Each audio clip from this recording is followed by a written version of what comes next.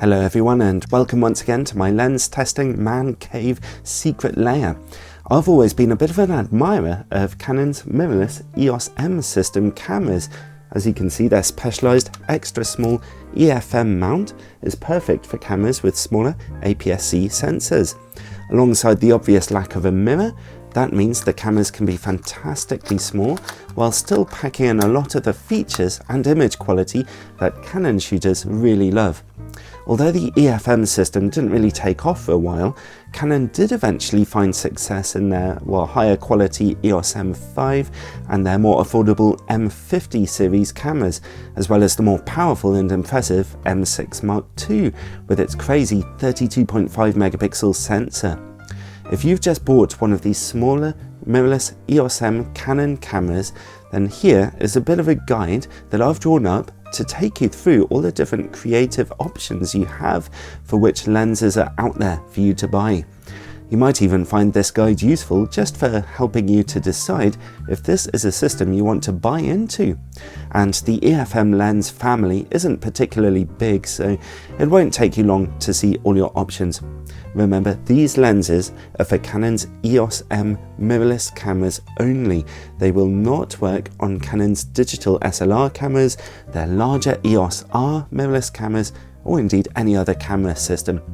And also, as usual, if you'd like to watch a full review of each of these lenses or support my channel by checking out affiliate links, then do take a look in the description down below. Let's start by looking at zoom lenses together, and the most simple of all of them are Canon's own popular, inexpensive little kit lenses, the older 18 to 55mm and the newer 15 to 45. I actually made a special video highlighting the differences between these two little zoom lenses, and the ultimate conclusion was that the smaller 15 to 45mm lens, the newer one, is noticeably sharper, and its wider angle makes it much more useful in my book. I'd go for the 15 to 45mm without a moment's hesitation. That lens, a kit lens, is just the jumping board though. What if you want a longer zoom range? Canon make an 18 to 150mm EF-M super zoom lens, which comes in black or silver for £400 or $500 US. Now that's quite a hefty sum of money. What's impressive about this lens is its remarkably small size, and of course that zoom range is seriously handy, especially for people who just don't like changing their lenses too often or want to go on holiday without a whole bag full of camera lenses. It is loads of fun, this one, but a little overpriced for what you get. The plastic body feels a bit cheap and cheerful, with kind of a stiff zoom ring and a plastic lens mount, and the image quality just isn't particularly sharp on a 24 megapixel camera, and on a 32 megapixel camera it'll be just plain poor. This is a lens that's useful, but just never felt inspirational to me, and its somewhat dark maximum aperture means you won't be getting very out of focus backgrounds in your images. I should mention here that Tamron also make a super zoom lens for the EF-M system, which is their aging 18 to 200mm Di3 VC, which is the only lens here that I haven't directly reviewed, but I've heard plenty about its performance. Basically, for a bit more money, you get a longer zoom range, but essentially the same kind of image quality as the Canon lens. Oh, and by the way, older copies of this lens may need to be sent away to Tamron for a firmware update if you want to use it on a newer Canon EOS M camera, so be careful if you're buying a second-hand copy there. And well, that's about it for native super zoom lenses on the EF-M system. It's hardly a smorgasbord, is it? But one or two more zoom lenses can be found. One of the oldest is Canon's 55 to 200mm IS STM, which is one of the smallest telephoto zoom lenses that I have ever seen.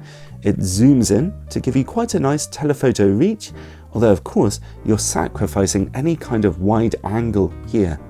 It seems to have gone up in price recently, now costing about $350, so it's not a cheap option like it used to be. Its build quality is functional, with quite quick autofocus and pretty good image stabilization. its image quality is not bad.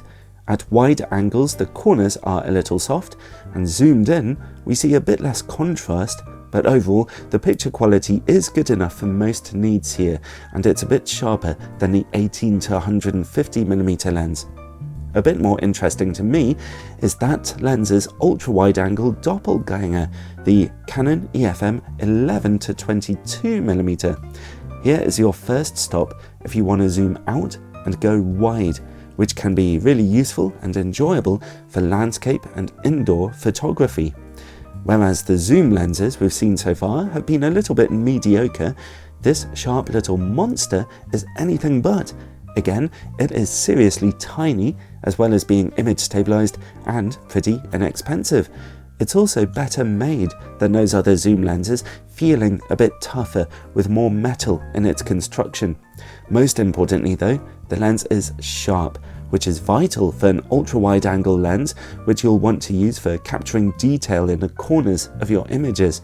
The lens can also focus down very closely to smaller subjects, getting you some forcibly dramatic images.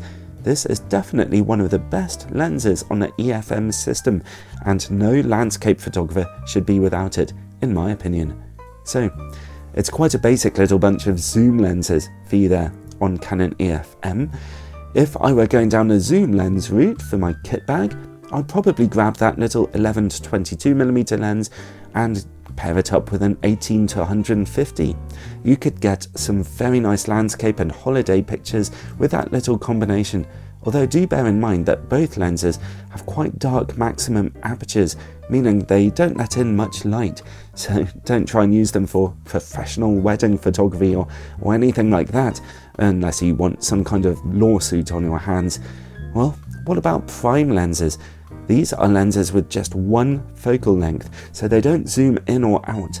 But the advantage of them is that they can be smaller, they often let in a lot more light to your camera with their brighter apertures, which also makes it more possible to get out of focus backgrounds in your images.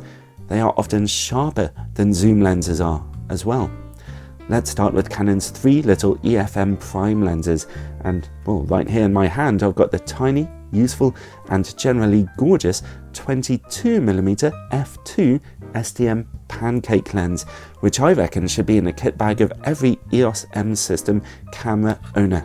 It's one of the tiniest autofocus lenses available today, and yet it has this lovely nice bright maximum aperture of f2, letting in lots of light to your camera, and also, well, it's impressively sharp as well. With a price of only $200, you can't go wrong here. If you fancy trying your hand at macro photography, then one great option is the Canon EF-M 28mm f3.5 macro IS STM. For only $300, you get a relatively wide-angle macro lens with just about every feature you could imagine. Image stabilization, and especially close maximum magnification of 1.2 times, and even a light on the front to illuminate your subject to make shooting easier. In fact, really, this is one of the easiest to use macro lenses that I have ever handled. Its maximum aperture of f3.5 is nothing to write home about, but it'll still be useful for normal photography out there on the street. The lens is lots of fun. And Canon's final prime lens is the 32mm f1.4.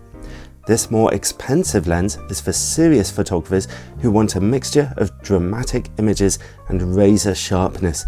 In my tests, it proved to be a real workhorse, getting gorgeous images even in dark situations with nicely out of focus backgrounds when shooting at f1.4. And also, it's the only EF-M lens that's so sharp it can actually get you 32 megapixel images on those higher resolution cameras if you've spent a bit more money on one of those.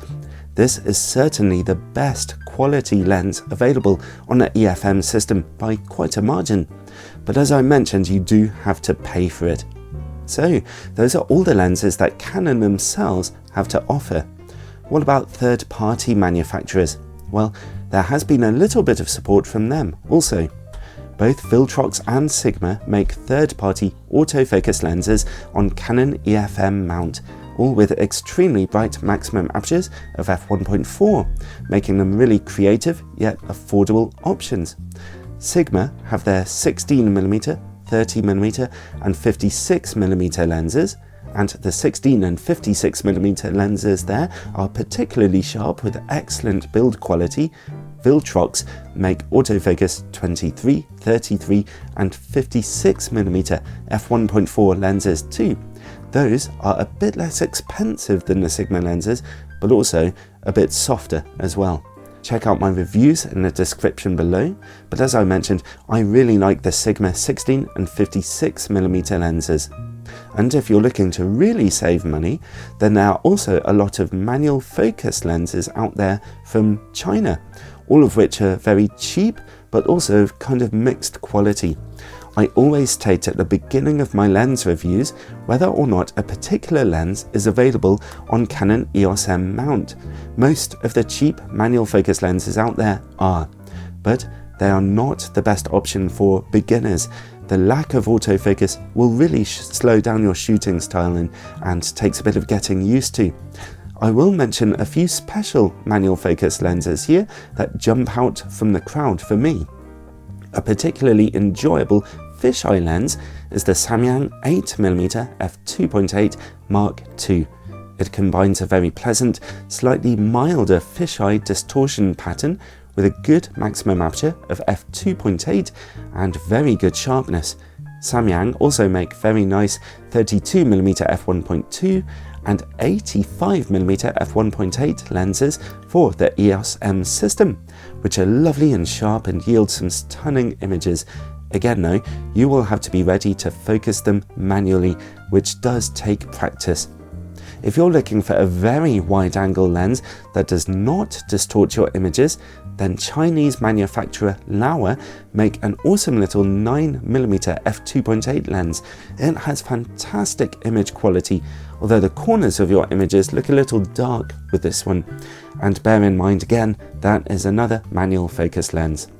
Well, there are loads more manual focus lenses out there, but those are my favourites that I particularly like to recommend. Outside of adapting lenses onto your camera from other systems, which slightly defeats the point of shooting on a mirrorless camera in the first place, in my opinion, well, that's about it, really. It's not a huge lens system. Have I missed out any lenses that you particularly love? And what would your dream Canon EOS M camera kit look like? Let me know in the description below, and ciao for now, everybody.